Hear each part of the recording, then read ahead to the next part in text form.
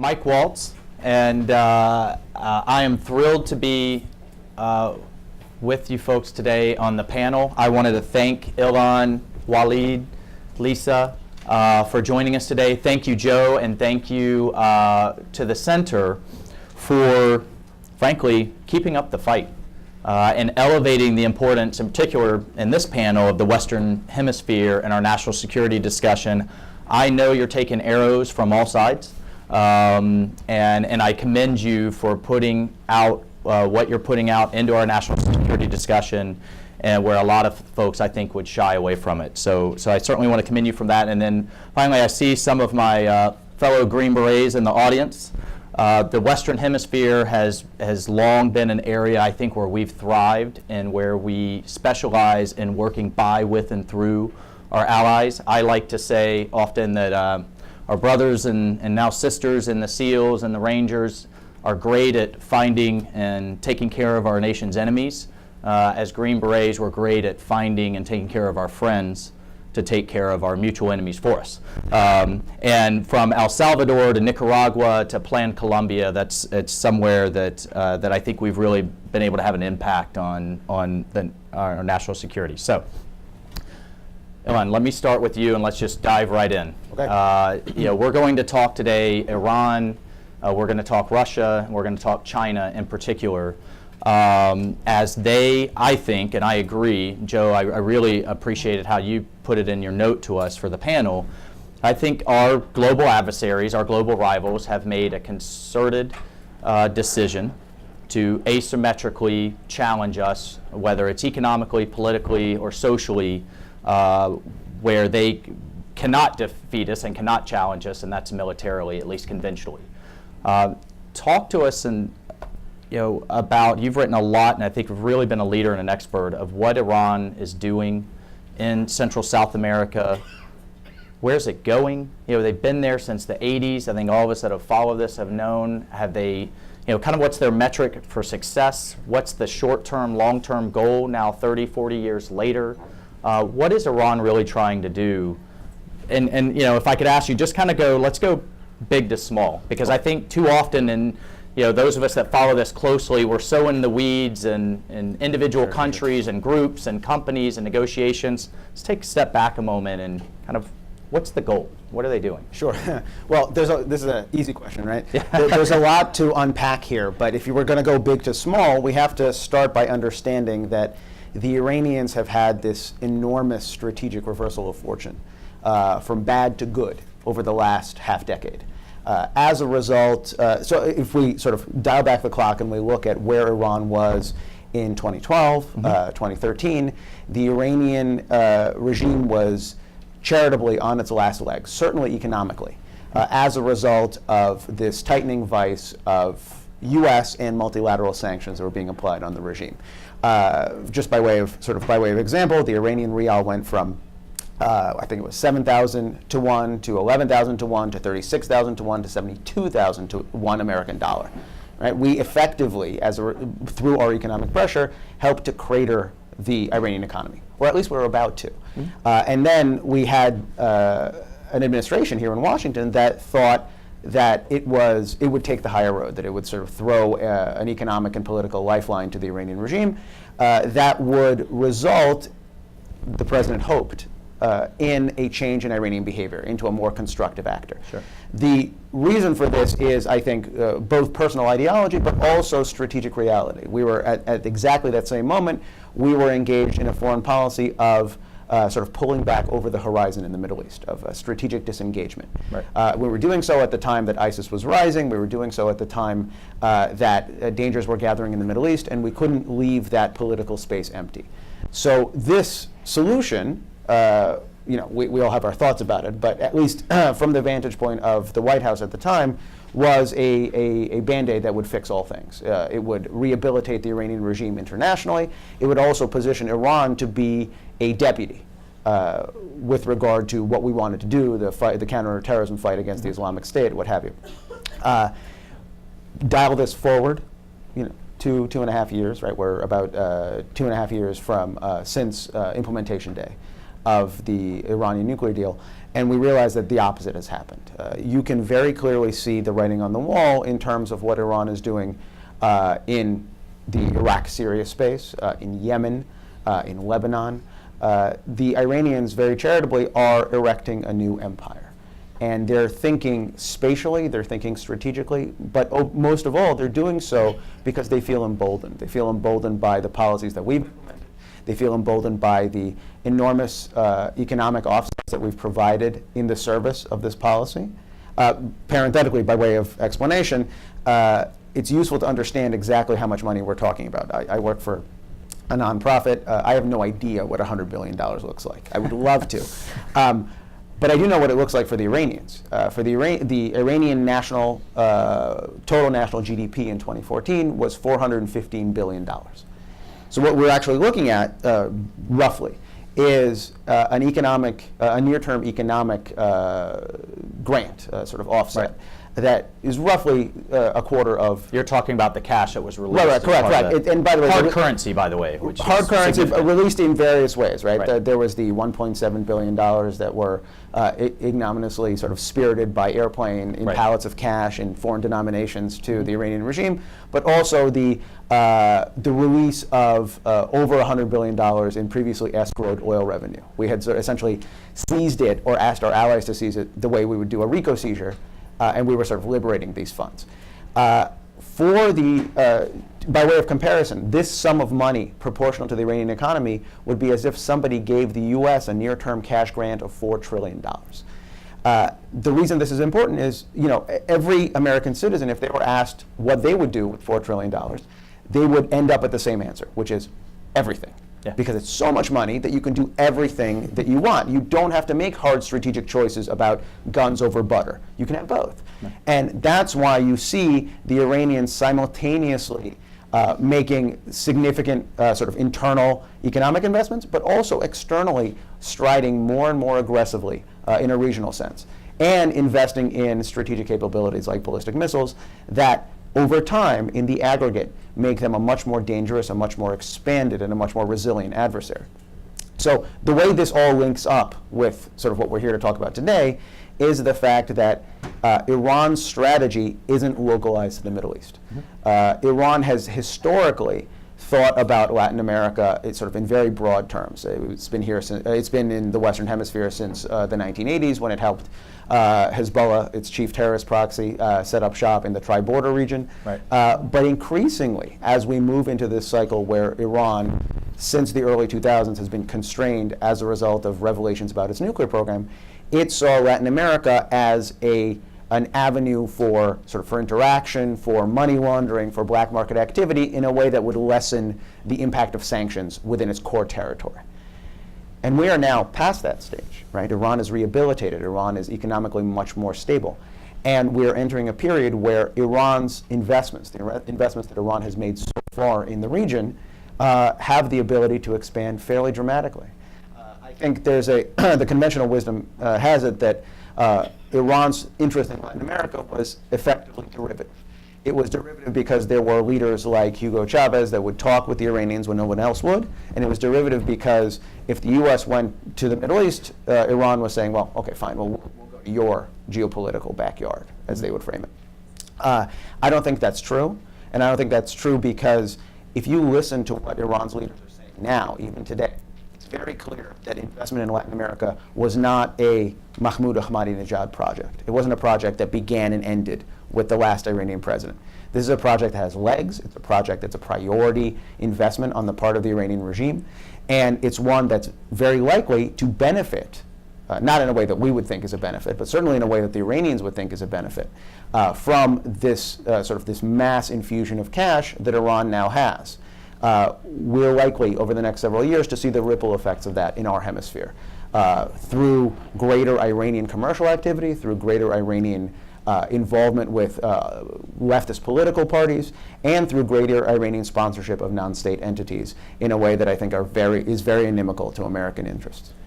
And Lisa and Walid, let me get you in on this. Is the goal here essentially vis-a-vis what they can do asymmetrically against the United States? Is it still economic in terms of getting continuing? I know the sanctions are now in the rearview mirror, but as a lifeline for Hezbollah, whether it's a Colombian drug trade or whether it's economic interests now with oil in Venezuela, where do you see it going over the short and medium term? I don't know, Lisa or Walid, if you have any thoughts. In terms of, you want to know just in terms of the economics? Yeah. Okay. To continue with what Ken was doing, I'll give an A+ to Ilan for giving us such a beautiful overview of that. And I just no, it was perfect. And I kind of wanted to just piggyback off of that in terms of talking about Iran's ambitions since 1979. They were actually the original Islamic State. Right. And I think we've been so preoccupied over the last 4 or 5 years to talk about, the one sweeping movement in the Eastern Hemisphere has been ISIS. Mm-hmm. And there's no talk of the underlying layers. What is going on in Syria? What does the U.S. want in terms of a foreign policy in Syria? What's going on in Syria with regards to Iranian activity, with regards to Russian activity, with regards to how it's bleeding over into Iraq and what we did there, etc. So Iran's basic underlying goal since coming into power in 1979, if we talk about the current regime, is to spread its Shiite influence throughout the Eastern and now Western hemispheres, and then to use the external pressure that they encounter in this endeavor to fortify their reign back at home. So every time there was some sort of problem, and the real Achilles heel of the Iranian government being its own people back at home, we saw that in 2009, we saw it in 99 with a smaller uprising with regards to human rights. That is the true sensitivity of the regime, is to lose their power back at home and to see something like in 1979 that was tried to replicate in 09, and unfortunately they did not get the momentum that they needed from the West.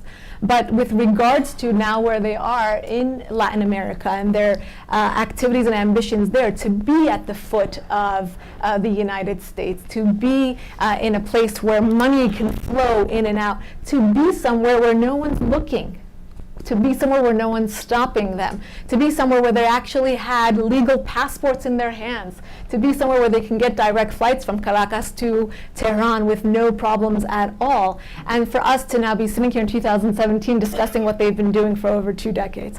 So I think that they've been very fortunate, as Ilan said, in their endeavors and with the current climate. And again, simultaneously, while we've been only watching ISIS and their activities in the Middle East and North Africa, Iran has been kind of echoing, paralleling their movements and kind of going into the places where they can. The Iranian regime is masterful at taking advantage and finding vulnerabilities across the map.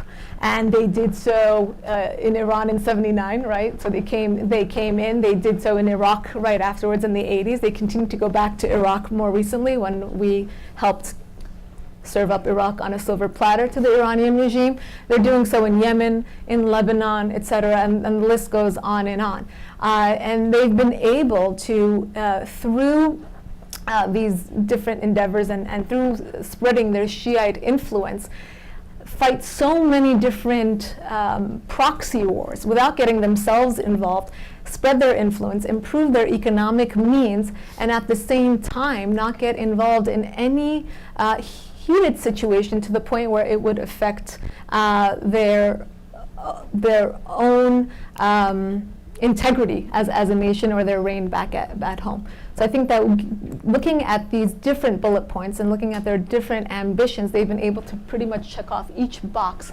And now we find them pretty much on all these different continents with all these different activities.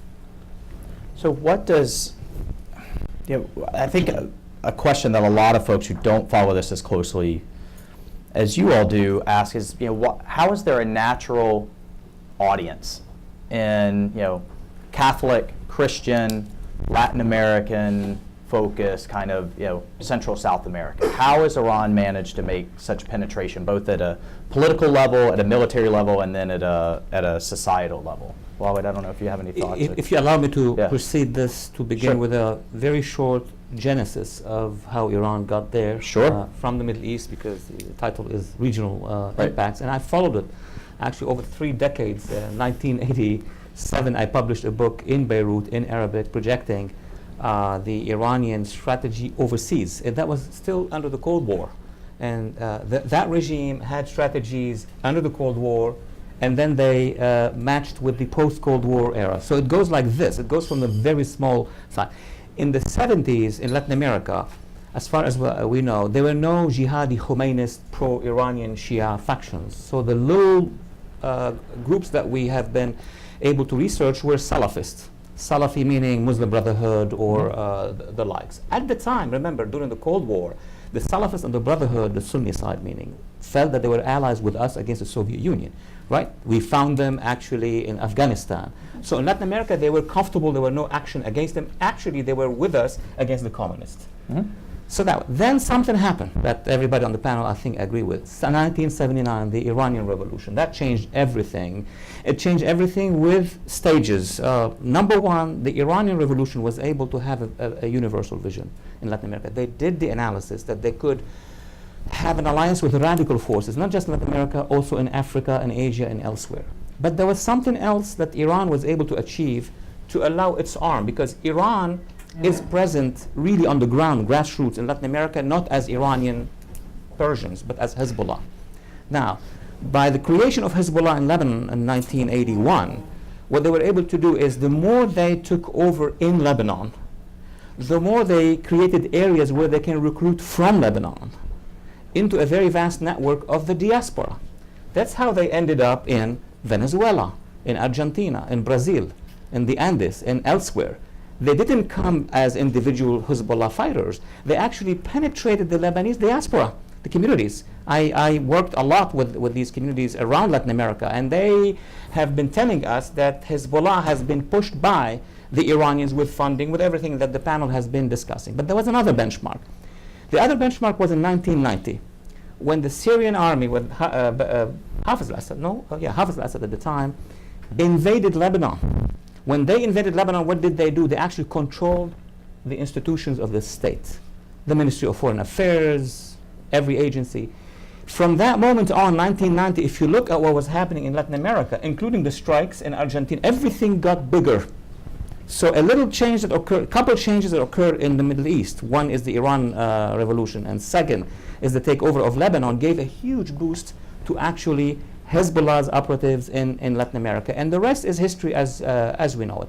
Thirdly, I would concur with Ilan that the Iran deal ambiance, maybe not the Iran deal text by itself, but what Iran was able to achieve and produce as a result of the Iran deal. First, the numbers that you and I cannot fathom, the $100 and maybe $50 billion. Of course, you're going to have a segment of these $1 billion to be reinvested. This is very strategic, both in the region. We saw a huge rise of pro-Iranian media and what have you, but also in Latin America. But more important probably is the fact that Iran, and Ilan was right, was legitimized. So now you have the governments of Latin America, many of the governments, not the solid anti-terrorists, but those who are in the middle or, of course, on the left, who feel that working with Iran, giving them the visas, giving them the interest, etc., is cool, is accepted. So that led to, finally, what the Iranians versus Hezbollah have been trying to do. It started with the genesis of the tri-border area, moving into Argentina, Brazil, of course, but also throughout the Andes. Now, throughout the Andes, I'm sure we're going to be talking about it today and later, it's through the radical regimes. It's with the alliance with the radical regimes. And obviously, Venezuela, I don't need to repeat that. Everybody is expert on Venezuela. The fact that the regime, since the Chavez regime came to exist, gave a direct official support to Hezbollah. And from Venezuela, obviously, into Mexico, and the rest is an actual security threat that we have here in the United States coming from our south. Yeah, I think I want to harp on Venezuela just for a moment. I think there's some misunderstanding out there about really where Chavez is coming from, or was coming from.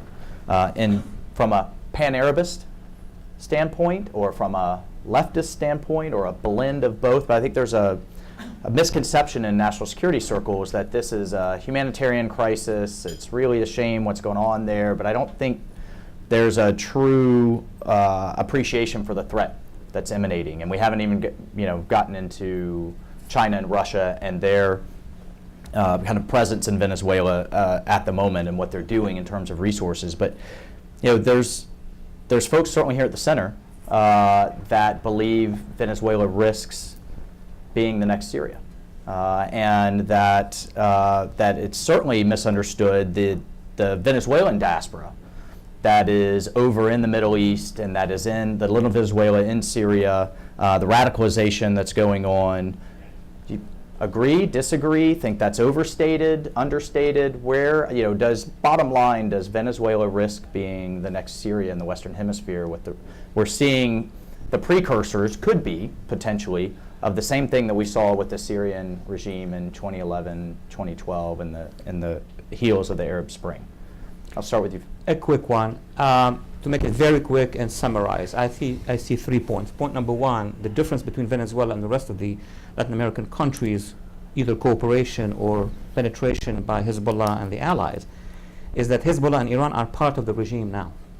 They are actually embedded in the regime and its institutions, agencies. There's a lot of research. It's very different from the rest of Latin America. Number two, the fact that Venezuela now, or a few years and now, wants to become not just another Syria, which it is becoming, but another Iran. And my real concern is twofold. One, the networks of terrorism that can be launched out of Venezuela into the region and into the northern part of the hemisphere.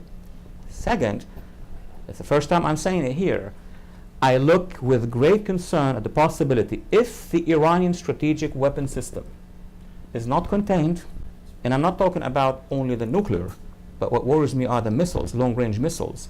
Those missiles are going to get to Venezuela.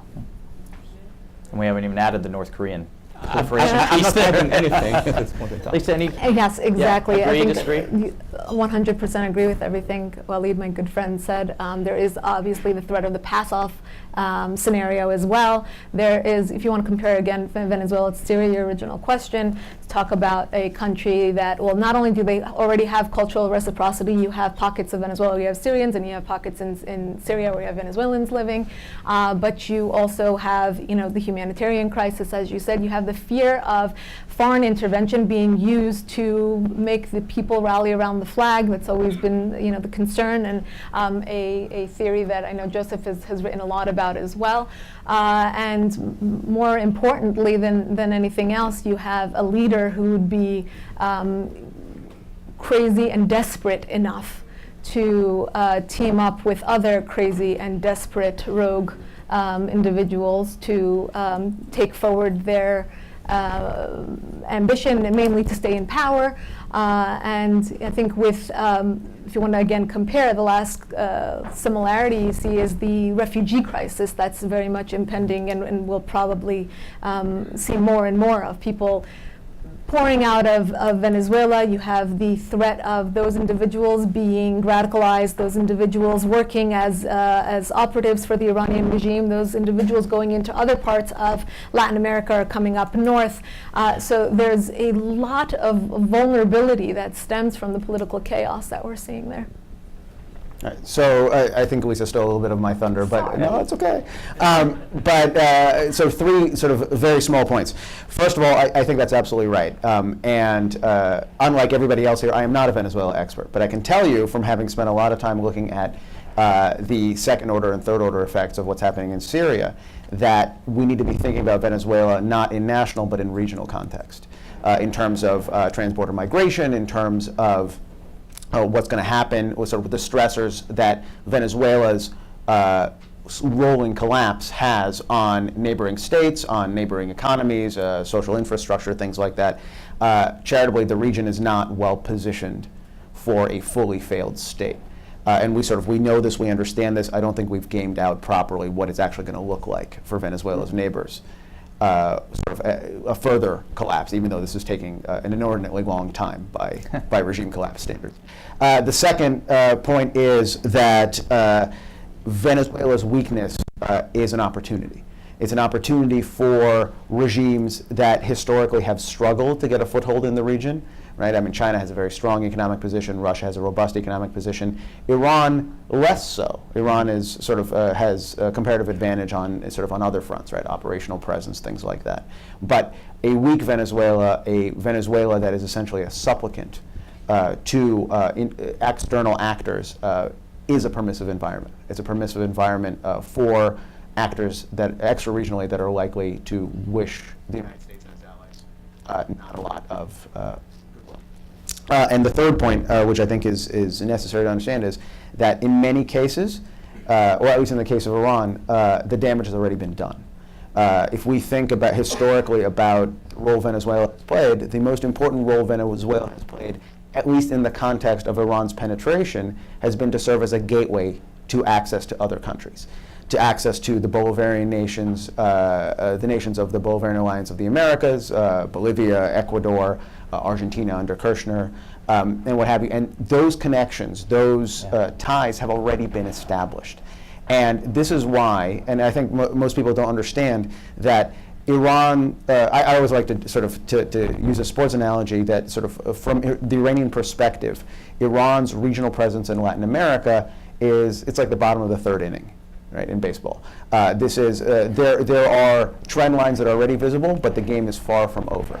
But already, over the last decade, as a result of what Venezuela has helped Iran facilitate, we have no fewer than 3 plots against the CONUS, against the continental United States, that have either been either involved Iranian presence or Iranian influence, or have been directly instigated by Iran. Right, everything from the 2007 attempt by a Guineas national named Abdul Qadir to blow up the fuel tanks underneath JFK Airport, all the way to the 2011 thwarted attempted assassination of Saudi Ambassador Adel Al-Jubeir here in Washington.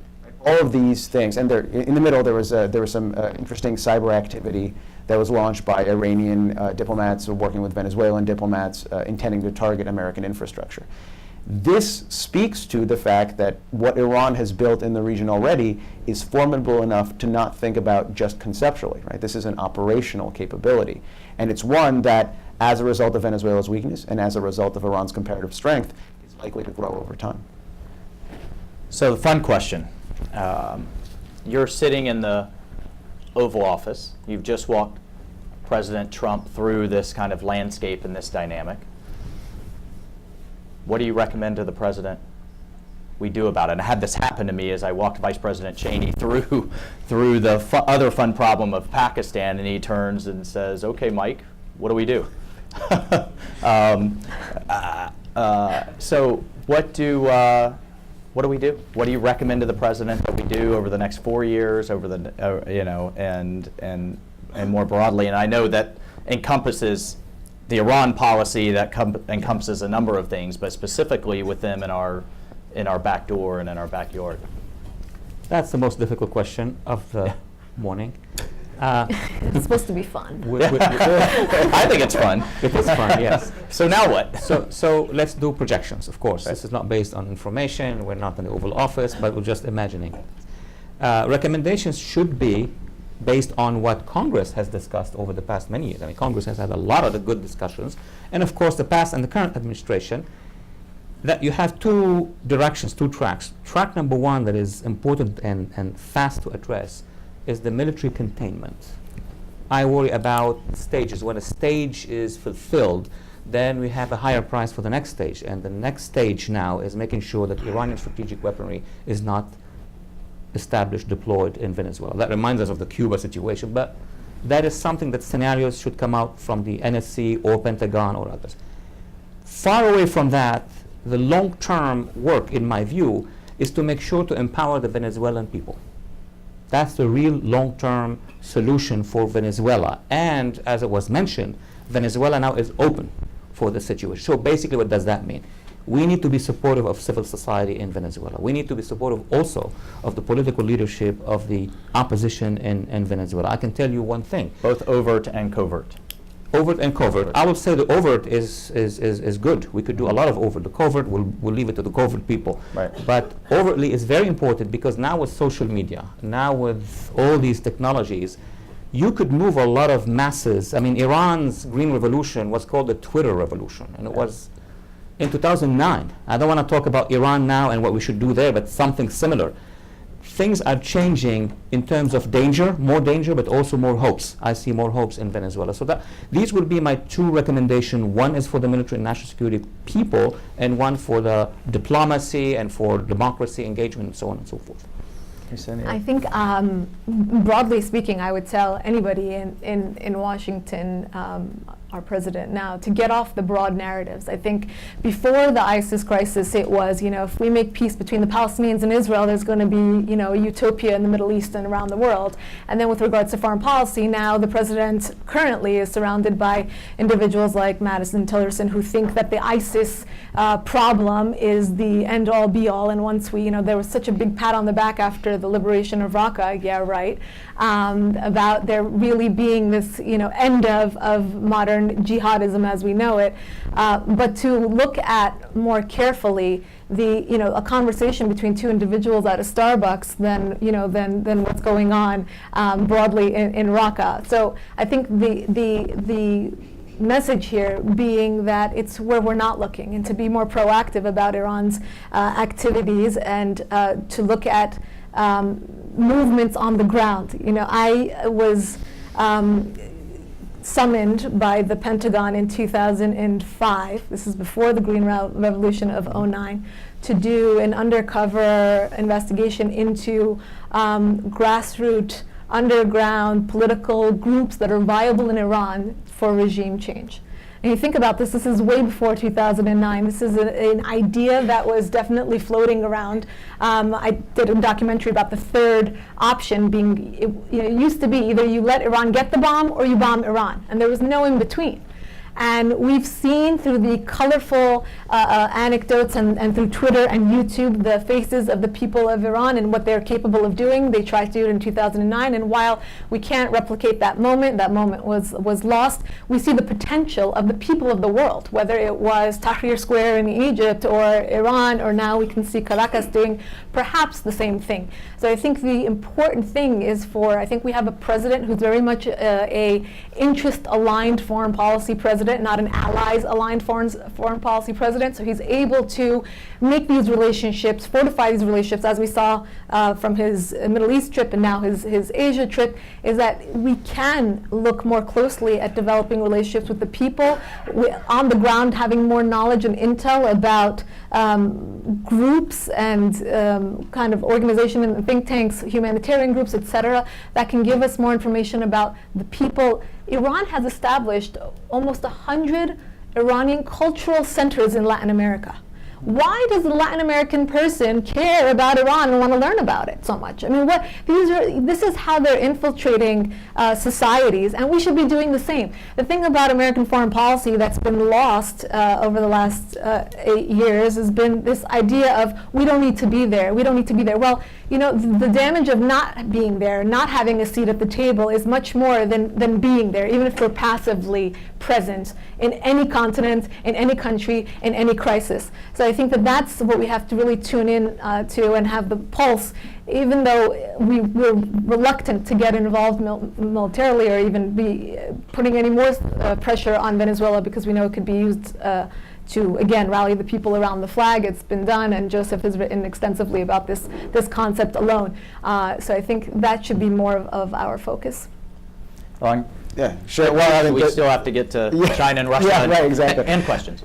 So maybe this is a good segue, because I think that the proper strategy, right, if you were to give advice to the administration, this one or another one, would be to think a little bit more broadly, to think not just about Iran, but to also think about extra-regional actors generally, right? So in order to understand where we're going, you have to understand where we were. The words I like, I'm a fan of sort of using military terminology to sort of think about this. The idea of persistent presence in Latin America is, I think, a huge one. It's something that the Obama administration abandoned, I think, for a whole series of political considerations and economic considerations, right? One was defense sequester. And the idea that the U.S. Military was forced across all COCOMs, across all combatant commands, to do more with less, or just to do less. And that had an impact on the Responsible Combatant Command's posture, Southern Command's posture Right. towards countries to the south of us, both Central America and South America. The second was that there was a push on the part of the administration for reconciliation with Cuba, for example, right, the sort of the vaunted Cuba reset, and also for processes like the Colombia peace process that were seen by the White House as a way to sort of create a more pacific political dynamic. Right, those of us that would have a less charitable view would say that we were actually empowering regional rogues. But clearly, there was an agenda that was that was being pursued at the time, and it culminated with John Kerry's famous or infamous speech before the OAS, in which he 3 years ago, in which he called he essentially announced the end of the Monroe Doctrine, and that was seen right. We can sort of debate whether the Monroe Doctrine was good or was bad, but at least as seen from the region, that was seen very clearly as an abdication of equities in the region. And so what we need to do, right, the first step for all of this is to begin sort of understanding where we are, how we're postured in the region, and begin changing that, right? The first step, I think, is persistent presence, to sort of to go down there and compete economically and politically. And where you want to end up, vis-a-vis Iran, vis-a-vis Russia, vis-a-vis China, is to pursue something on the order of what the military would call area denial, right? Make it difficult for Iran to establish additional cultural centers. Make it more difficult for Russia to establish the type of long-range refueling for their fighter bombers that they're trying to establish in places like Cuba and Nicaragua. And sort of so on and so forth, right? But what do the Chinese say? The journey of 1,000 miles begins with one tiny step. One tiny step. Right? One tiny That's right. step is realizing how far backwards we've fallen since. Oh, my mic is cutting out. Mic is coming out. That's good. Yeah, no That's good. worries. None of you can hear my blathering, so that's good. So let's switch to China. I think from the Latin American perspective, the South American perspective, both historically and at least my own view currently, there's a view that the United States has been distracted, focused on other regions, Middle East, now Asia and others, and that the Latin American economies have looked for ways to diversify, both economically and to help address their need for widespread need for infrastructure and enter China. China's aims in the region are expansive. I think that's an understatement. 2015, it signed, if you look at the slew of agreements with the various Latin American countries, where they promised to double bilateral trade to over $500 billion.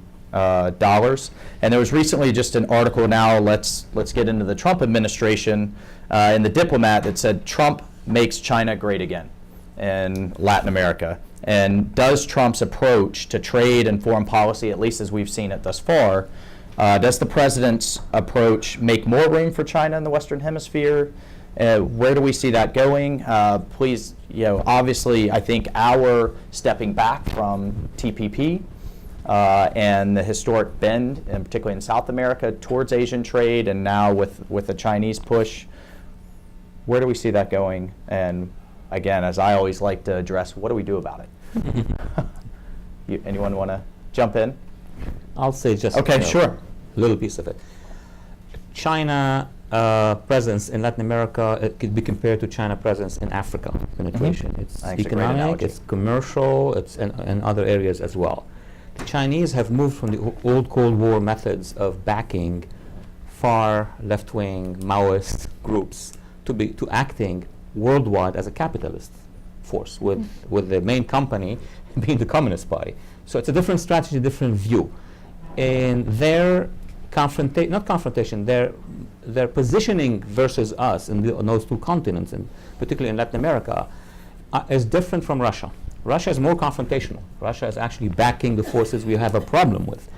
So here we have actually problems. I may not have the answer for Russia, for China's influence at this point in time. One, because China is offering services, offering cash, is coming to the weak and tell them we could do business with you, so on and so forth. And China is not doing any of the things, the obligations that we're doing worldwide. We are spending on security. We are deploying our fleets all over the place to contain here. So they are taking advantage. They are the second capitalist force in the world that is taking advantage while we are not there. In Latin America, we have priorities that the Chinese don't have. First of all, we are the one confronting the terrorist networks. We're the one confronting the drug cartels. So we are doing all of these matters, and with China, we're trying to find a coexistence, a financial cash coexistence. So I think there need to be a review of our policies, if China is a priority or not a priority. If we should put more pressure or more leverage on making sure that terrorism is pushed back, the drug cartels are pushed back, making sure that we have an alliance in Latin America. Remember that we cannot work against or for if we don't have an alliance. So these are a number of challenges that I think Washington, both the administration but also Congress, we need to have unity on these foreign policy matters, need to review what are our priorities in Latin America. So as part of that, an isolationist approach from our perspective, as you know, as we've done, I think we're moving back to with Cuba, and as we've done with Venezuela, where the Chinese and the Russians are extending credit. Venezuela is storing part of its gold reserves now in China. Obviously, Rosneft with Russia is moving in very aggressively. Is part of that, do we back away from that isolationist approach and economically get engaged? I will just add, one more thing. Sure. There is a space in Latin America since last year that we haven't yet moved into. I mean, the president went to the Arab world, went to Asia, and so on. I think he should go to Latin America. Yes. There are some countries in Latin America where I think they will be very happy to meet with the U.S. president, regardless of our domestic issues. I mean, he could have with him a congressional delegation, but Argentina is an issue now. It's open for new relationship. Other countries, those with whom we have worked for so long, like Colombia, we need to reward, sure. or Peru. So I think there need to be a U.S. approach, but also descent into Latin America and working with our allies. Lisa, any thoughts? Oh, I was just going to say, when President Trump kind of delivered the slap on the wrist to the Chinese, I liked how he actually validated them as well and said, you put your country first and you put your profits first, and we understand that, but basically the message being, if you want to join us and have more profit, and you have to play by the rules. So this, I think, as you kind of put in your question, it both legitimizes their activity in some way, because now they're basically getting a pass by the U.S. president. But at the same time, I think that President Trump should follow this up with some guidelines as to how China needs to play if they want to play. And I think that it doesn't necessarily need to be regarding Venezuela or Latin America, but as a whole, in terms of repositioning kind of redefining the boundaries and the guidelines by which China can play, and in terms of global trade and to re-enter the scene. Similarly, what could be done to Iran? All this money was given to them, and it's going to be very difficult to kind of get the money back or reapply sanctions. We've always said that it's going to be very difficult to walk things back, but to redefine boundaries and have consequences to these nations not keeping to their word. Any So, thoughts? no, I think it's a good question. First of all, in order to sort of figure out how China thinks about Latin America, we have to posit that the Chinese have us at a disadvantage, both in terms of resources and in terms of manpower. And the manpower itself, I think, creates domestic pressures on China to expand into areas like Africa, into Latin America, right? The back of the envelope calculation is that China has to produce 13 million new jobs to keep the unemployment rate level. Right, which is an enormous outsourcing program, or sort of incentive for an outsourcing program to regions like Latin America. We can't compete with them in human capital terms. We are not sending 13 million workers. We're not in a position to direct 13 million workers to do anything, let alone to go to a foreign region. And they also have a comparative advantage when it comes to investment, because whereas U.S. and European companies are wholly private, Right. Chinese companies are not. Right. So the Chinese companies, even though ostensibly private, can have a discussion about debt forgiveness with various debtor nations in Latin America that American companies simply can't have. And that's what makes them an attractive economic partner, right? This is, by the way, this is not unique to Latin America. This is sort of happening all over the Right. world. But it is a challenge, and it is one that the administration needs to think a little bit more deeply about in terms of positioning its economic policy vis-a-vis China. The president has talked about it, sort of in broad terms. He certainly talked about it at the convention, but the convention was, I think, as someone who was there, Walid was there, more red meat than serious policy substance in terms of how do you reverse this unequal playing field. And sort of the last point, sort of last 10 seconds, we need to sort of keep an eye on not only what China is doing in Latin America, but what it's doing regionally, closer to its territory. China's vaunted One Belt, One Road project, which is really many belts and many roads, right? Sure, It's essentially an sure. investment program. In macroeconomic terms, doesn't make any sense. In geopolitical terms, as a sort of creating a culture of dependency that erodes the sovereignty of foreign nations that take money from China, it makes a lot of sense. And we need to understand Chinese investments not only as being driven by domestic realities, but also by this expansionist impulse. Well, I think the comparison to Africa and the approach to Africa is quite valid. But I think I'm, at least my own experience, starting to see, having worked a lot in Africa and seeing the evolution of excitement and welcoming, and you know, there's this thing that China doesn't have to deal with that we do called FCPA, Foreign Corrupt Practices Act, and then now seeing that wave of backlash because it's Chinese workers, not local workers, because they backed a regime that was, you know, politically fell out of power, and starting to see that now in South America as well, starting to see that kind of erosion of goodwill, but we'll see if it follows that same trend line. Russia. And then I do want to move to questions. Secretive meetings with the Raul Castro regime. Obviously, we've talked a little bit about their Rosneft's very aggressive step into Venezuela over the last several years, and the negotiations that's going on with Venezuela's state-owned firm there. I think it's very interesting and completely unreported what's going on in Nicaragua. Both from a military and an intelligence standpoint and a political standpoint with the Russians. I'll just open it up there because we only have a few more minutes, but we've been dealing with Russia in Central South America for quite a long time, but I do think you're seeing, and Walid, I thought you put it well, a shift from, or maybe a blend of political engagement to kind of the Chinese model of economic engagement as well that you haven't seen as much in the past. Any thoughts on? Well, Russia's deployment now in Latin America, I'm not reinventing the wheel, is the extension of the Soviet. It's the same structure. Yeah. Of course, policy has changed. There are no more communist parties, so on and so forth. So they have the advantage of many decades of knowing people, knowing connections. You mentioned Nicaragua and everywhere else. But I would move to say that there was a window as a historian in the 90s where we and the Russians could have done something else. But then came the current government, the current institution in Russia that took it in a way different direction, repositioning Russia in Latin America, even in Africa, elsewhere, as a confrontational with the United States. So I would say now the Russia issue in Latin America is different from the China issue. Though in the Cold War they were both communists, they were both ideologically opposed to us. Now it's, as you just mentioned it, and you're right, one is the financial, the other is the geostrategic.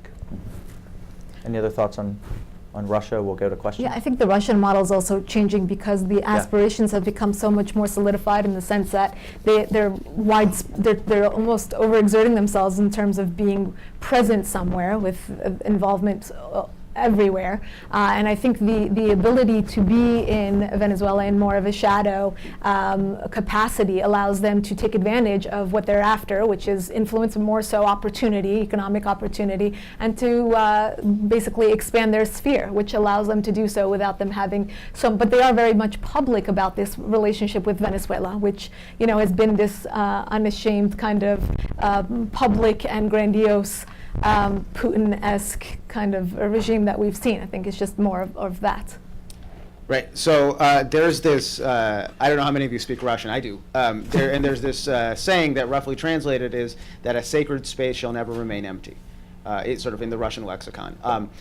Latin America is not a sacred space for Russia, right? If you were to talk to Russian politicians, they would say what we really care about is the post-Soviet space, the near abroad. Sort of the soft underbelly of what used to be the Soviet Union. But to the extent that the Russian leadership sees retraction of influence from the Europeans or from the United States, from various regions, as we saw in the Middle East over the last several years, they are more than happy to fill that space. Fill it with money, fill it with strategic mobilization, as we're seeing in Syria, fill it with arms. And I think that formula works very well for them in the Middle East, certainly, but it works very well for them in Latin America, where you're seeing a qualitative strengthening of the Russian presence. This is coupled with the fact that over the last several years, the Kremlin has very much taken on a sort of an aggressive neo-imperial sort of foreign policy that pushes their strategic priorities outward. And we're seeing that in the context of an upsurge in espionage activities, an upsurge in long-range bomber flights coming out of the Russian Federation.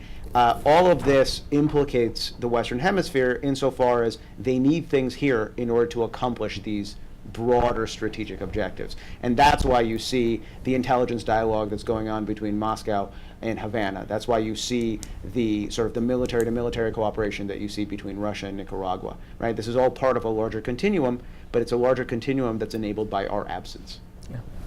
Well, I think we all agree that it will be interesting to see how many years we spend undoing the retraction of the last 8 years.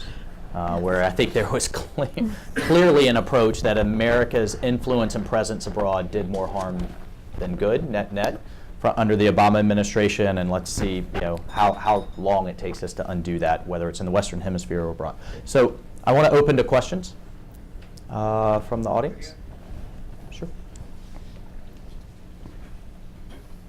And we have about 5 minutes, so I'd ask you to be concise. I'm David Lopez Gold from Peru. In my country, what we have seen the last years is related with social conflicts. We see social conflicts affecting Western investment in mining and oil. And at the end of the day, when the Western companies began to feel upset and said no more, there is a Chinese company saying, don't worry, I will buy. So the first question I made to myself is, who begins to pay the bills of Cuban intelligence after the fall of the Soviet Union? You don't know the clients, but it's still working, and intelligence needs money. Who's paying? So when we pay attention to results, you see it looks like a Chinese maybe be doing this work. What do you think about it? I'm not sure I fully understand the question. Let me say, well, what I say is, social conflicts affect mining and oil industry in Latin America. I'm talking about my country, Peru. Sure, of course. The usual investors are American, Canadian, South African investors. In the last years, every single year, there's another mining or oil company leading our country and selling the operation to a Chinese company. Okay. So as soon as they buy the operation, no more social conflicts. And Chinese are not better with the people, whether with the environment. So something is happening there. What we see is the Cuban intelligence agents acting close with social conflicts in my country, and then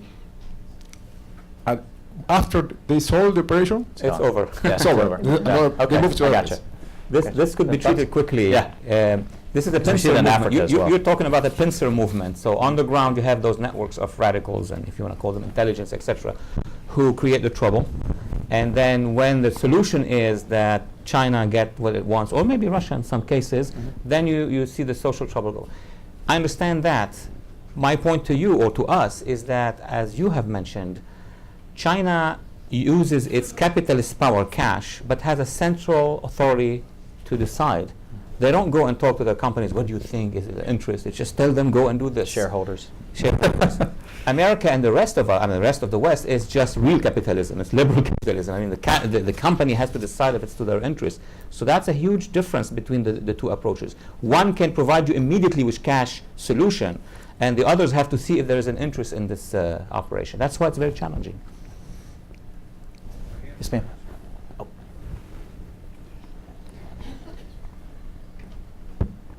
Hi, my name is Alejandra Prado. I come from Bolivia, South America. I would like to ask each one of you, which are the key common political factors that Russia, Iran, and China have in South America? Broad question. Yeah. That's another panel. That's a big one. That's a whole other panel, I think. I think across the board it's economic. Then when you get to Cuba has more of a presence. They, I think, have the more reciprocal relationship with Maduro. And then, you know, when you get to Iran and Russia, but more so Iran. Let's talk about Iran, because I think it's, if you look at it from, you know, a Venn diagram, Iran's going to cover all of these, and then the others have probably a few of these factors. But Iran wants to influence the environment in terms of what they think of the United States and Israel. You don't have any kind of counter rhetoric to that on the ground in Venezuela. They want to have access to the proximity to the United States. They want to have access to money laundering and the drug trafficking. They have, you know, their Hezbollah operations are out of Venezuela. They